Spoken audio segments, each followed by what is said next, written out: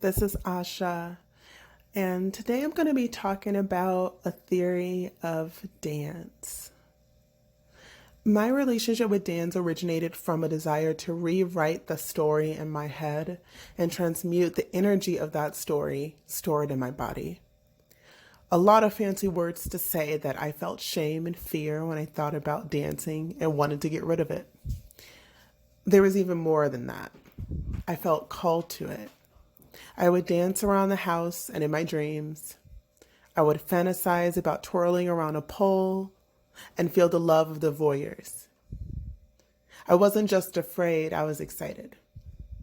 My thinking back then was, I'm just doing this as an experiment, and it's also a good workout. Now, I don't think, or at least I try not to. I feel, smell, touch, and float. I am in a relationship with my body and the space around me. It's a sensory experiment. Most of my life, I felt like an outsider, observing everything around me and trying to understand the connections. I used to avoid physical contact and emotional connections with anything really. As a result, I was starving for stimulation. Dance is the bridge from isolation to immersion of the senses. It's a medium through which I say what can't be said with my mouth.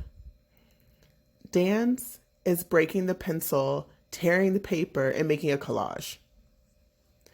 My body is the only thing keeping me here. And dance is one of the few things that allows me to feel good in my body. And what is dance really? Is it what you see on a stage or a ballroom? Is it what you do at parties or for work?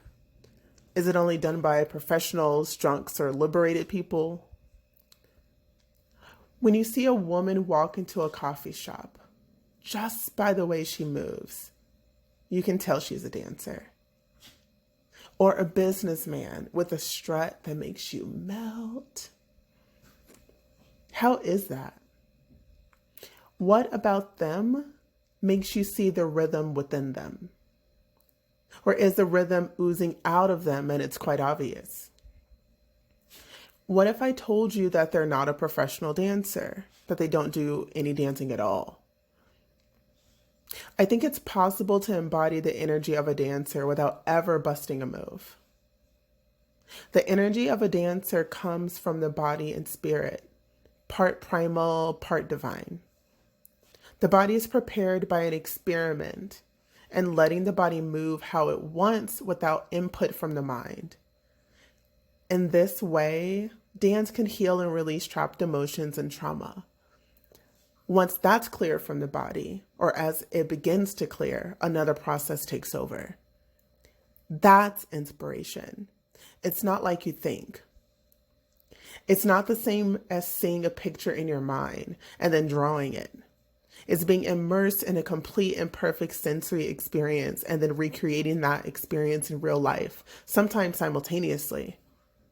Ecstatic dance is perfect for this. It's a practice wherein you dance freely to provoking music and can enter a flow state. I've had full-blown journeys during ecstatic dance. It helps to speed up the process of clearing the body to make way for flow and providing a safe and supportive environment for that flow to burst forth. So, how does this relate to not dancing? My theory is that a lot of the physical awkwardness prevalent nowadays, especially among the young, is due to a buildup of trauma in the body and disconnection from flow. As we begin to clear our body, we realize we feel more comfortable increasing the amount of space we take up, wearing clothes that encourage movement, and looking for opportunities to move often. This doesn't just show up on a dance floor, but while making dinner or walking a dog. When we reach a state of flow, where there is no resistance in the body, our movement is informed by the energy of intuition, not the mind. It moves us and we become the observer, the feeler. It's when you can make your favorite meal without even thinking about it, except you've never made it before. The more we participate in this experiment, the more we see the playfulness of all movement, the more we can slow down and really experiment with what feels good and what feels blissful. We are all dancers. You can dance at a desk or in burlesque. You can dance at a stove or in a grove. You can dance getting the mail or making bail. You can dance reading a book or becoming a crook. The possibilities are endless. Thank you. See you next time.